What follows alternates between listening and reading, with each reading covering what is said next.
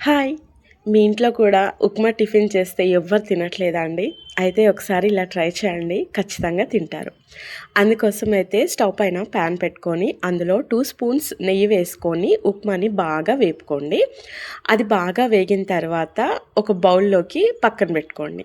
తర్వాత అదే ప్యాన్‌లోకి ఒక 1 స్పూన్ ఆయిల్ తీసుకొని అందులో జీలకర్ర, మెంతులు, ఎండుమిర్చి, పచ్చిమిర్చి, ఆనియన్, టొమాటో వేసుకొని బాగా వేగిన తర్వాత మనం అందులోకి అల్లం వెల్లుల్లి పేస్ట్ వేసుకొని, ఆ తర్వాత కొత్తిమీర, కరివేపాకు వేసుకొని అది వేగిన తర్వాత ఇక్కడ నేను 1 కప్‌కి 4 కప్స్ వాటర్ వేసుకుంటున్నానండి 1 కప్ ఉప్మాకి.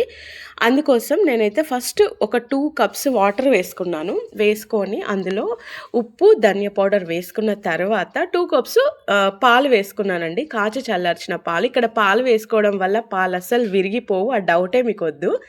పాలు చూడండి ఎక్కడైనా విరిగిపోయాయా? లేదు కదా!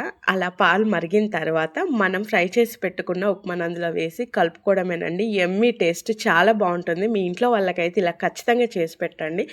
మళ్ళీ మళ్ళీ మిమ్మల్ని అడిగి మరీ తినకపోతే నా మీద ప్రామిస్ అండి. వీడియో నచ్చితే లైక్ అండ్ సబ్స్క్రైబ్.